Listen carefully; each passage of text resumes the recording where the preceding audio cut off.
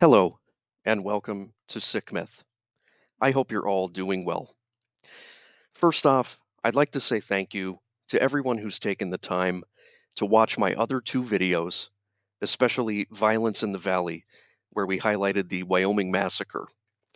Honestly, I'm overwhelmed by the number of viewers and all the support that I've received so far. I'm very appreciative, so thank you all for taking the time to check out this channel. Please like and subscribe for some additional content. I do have lots of other ideas in the works, still trying to find my footing, but really do appreciate everyone checking this out and being so supportive. So, in today's segment, titled Footpath of the Fallen, I will expand upon the aftermath of the Wyoming Massacre and highlight some of the events that followed. A special thank you to one of my viewers, Fez Forever, for providing some additional information about their ancestral ties to the Battle of Wyoming and some of the events that occurred, which I overlooked in Violence in the Valley. Really do appreciate the additional info. I hope you guys enjoyed today's video. I actually went ahead and explored and visited some of the sites that I wanted to highlight in this segment. So please enjoy. Until next time, thank you for watching. Take care.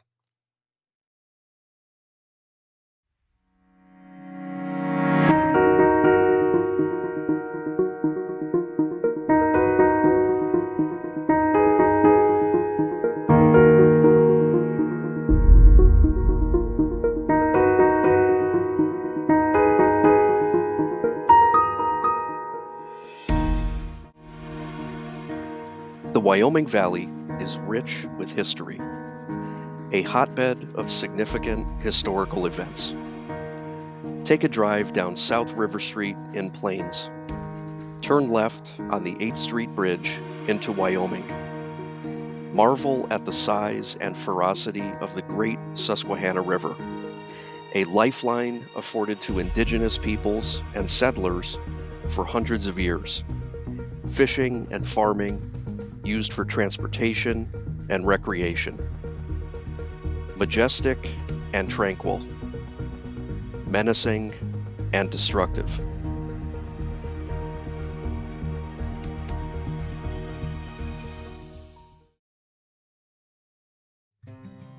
At the busy intersection of Carey and River Streets in Plains Township sits a modest historical marker made of stone. Admittedly, I've driven past this marker hundreds, maybe thousands of times over the years, but I've never paused to see who it paid homage to. The marker reads, "Near this spot, John Abbott, aged 36 years, a survivor of the Battle and Massacre of Wyoming, and Isaac Williams, aged 17 years, were killed and scalped by Indians in July 1778. The youngest of 8 children, John Abbott was born September 27, 1741, in Windham, Connecticut.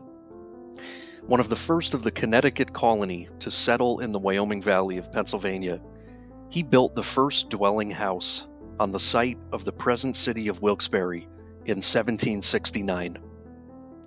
Abbott took part in the Battle of Wyoming on July 3, 1778. He escaped the massacre at the fort, but later, attempting to save a portion of his harvest, along with Isaac Williams, a lad only 17 years old, was killed and scalped by the Indians. After visiting the John Abbott and Isaac Williams historical marker, I decided to make my way down River Street and on the opposite side of the Susquehanna River to visit a hauntingly obscure monument known as Queen Esther's Bloody Rock.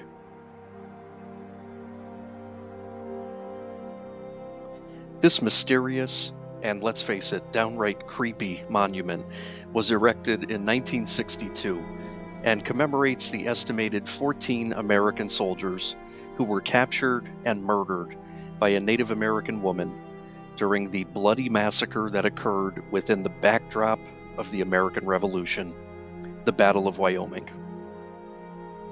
Oral histories of the assault claim that the victims were captured by Iroquois warriors and taken to a woman identified as Queen Esther, who sought to avenge the death of her son. According to the survivors, Iroquois tortured and killed 30 to 40 American troops following the one-sided Battle of Wyoming.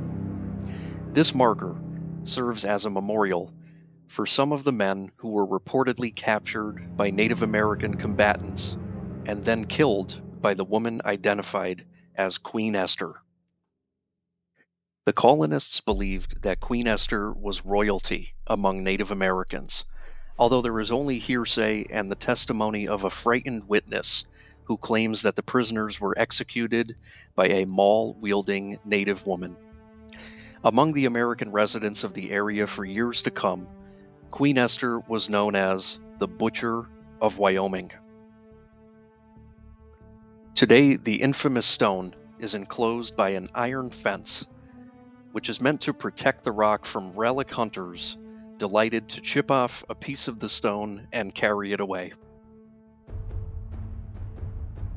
After visiting Queen Esther's Bloody Rock, my next stop along the Footpath of the Fallen led me to a familiar local landmark, a 63-foot-tall obelisk known as the Wyoming Monument along Wyoming Avenue in Wyoming.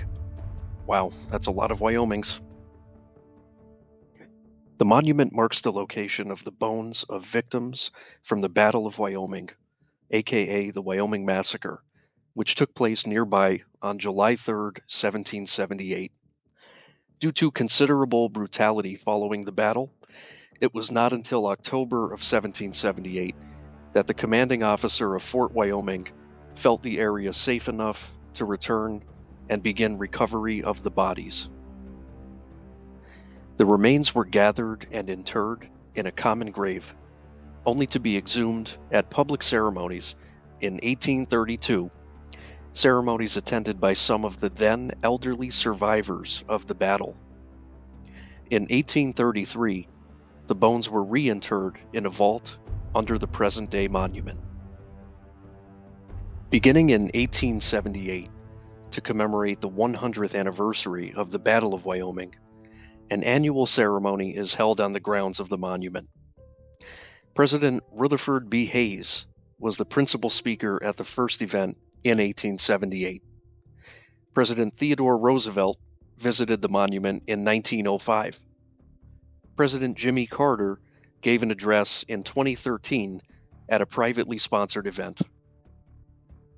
On August 2, 2008, the monument was struck by lightning, causing some damage and putting the monument in need of repairs.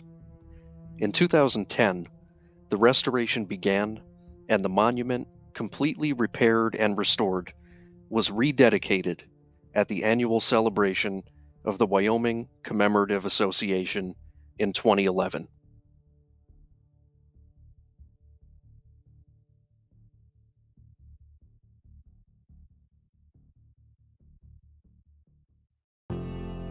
Next, I stopped at the Denison House, also known as the Colonel Nathan Denison House, in neighboring Forty Fort. Nathan Denison built this house in 1790 and called it home until his death in 1809. While typical of the homes in Connecticut, it was built in a style unusual to Pennsylvania.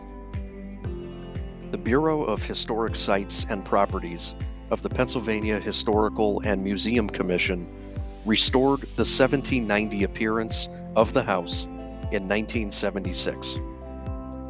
The house has been owned by the Luzerne County Historical Society since 2010. Born in Windham, Connecticut in 1740, Nathan Denison was one of the first 40 shareholders in the Susquehanna Company to settle 5 new towns in the Wyoming Valley in February 1769. Denison married Elizabeth Sills in the first recorded wedding in the area. As colonel of the local militia and second in command to Colonel Zebulon Butler, Denison distinguished himself in the ill-fated Battle of Wyoming and negotiated the surrender of Forty Fort to the British. 40 Fort was named for the 40 settlers that originally came to this area from Connecticut. Both the Pennsylvania and Connecticut governments claimed the Wyoming Valley area. As a court judge, Nathan Denison helped resolve the disputed settlement claims.